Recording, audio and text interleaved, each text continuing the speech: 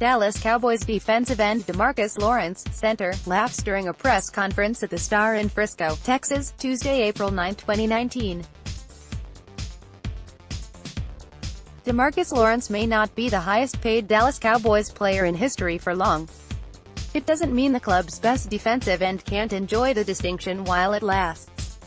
The 26-year-old Lawrence signed a $105 million, 5-year contract Tuesday. The Dallas Morning News via AP Shaban Athuman FRISCO, Texas. Demarcus Lawrence may not be the highest-paid Dallas Cowboys player in history for long. Doesn't mean the club's best defensive end can't enjoy the distinction while it lasts. The 26-year-old Lawrence signed a 5-year, $105 million contract, with $65 million guaranteed, on Tuesday. He then was asked repeatedly to try to reflect on what it means to have a $21 million per year average that tops retired quarterback Tony Romo, pass rushing predecessor and franchise sacks leader DeMarcus Ware and receiver Dez Bryant before him. "I have so many emotions going on right now," Lawrence said while his parents, young son and fiancé watched in the room where coach Jason Garrett holds his daily news conferences during the season.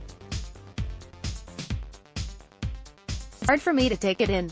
Going through the back surgeries and stuff, I thought my career was over. Before I even made a couple of sacks, I thought I would never see this day. Shoulder surgery is next, scheduled for Wednesday, and part of the reason a deal got done long before a July 15 deadline that was in place after the Cowboys put the franchise tag on Lawrence for the second straight year. Getting the procedure done now raises the question of whether the two-time Pro Bowler will be ready for the regular season. He declared that he would be, and waiting to do it until after he had a new contract gave Lawrence some leverage. Last year, Lawrence signed the $17.1 million franchise tag right away. This year, he wasn't going to grab $20.5 million guaranteed anytime soon, determined to get the long-term deal he felt he deserved. By not signing, Lawrence could have skipped mandatory minicamp without getting fined.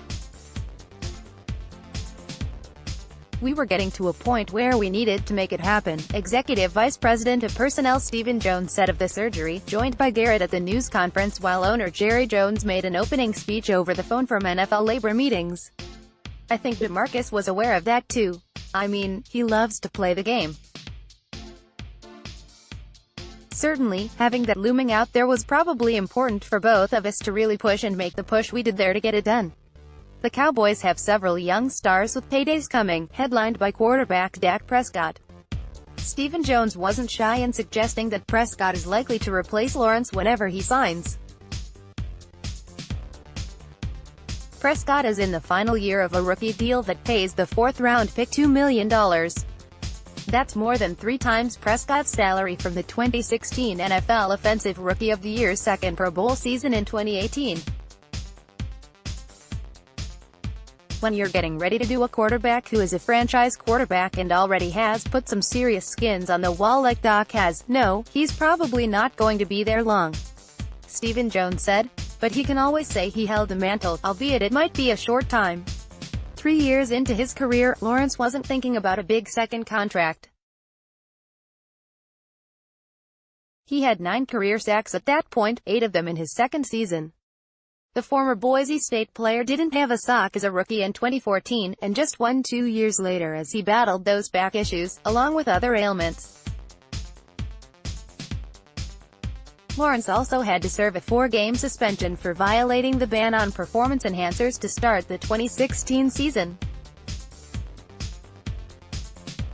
Finally healthy and free of that clout, Lawrence tied for second in the NFL with 14.5 sacks in 2017 and had another 10.5 last season. The adversity he had early in his career and how he came back from that, a number of different times. Garrett said, "One of the great leaders on our defense,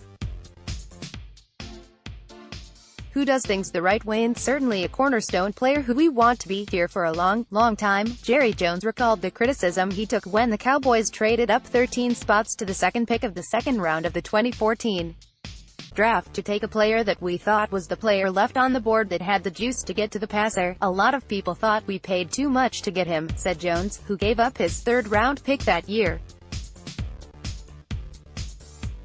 Here we stand with a guy that's about to be the highest paid player in the history of the Dallas Cowboys. He's earned it. Lawrence will enjoy the highest paid distinction while he can.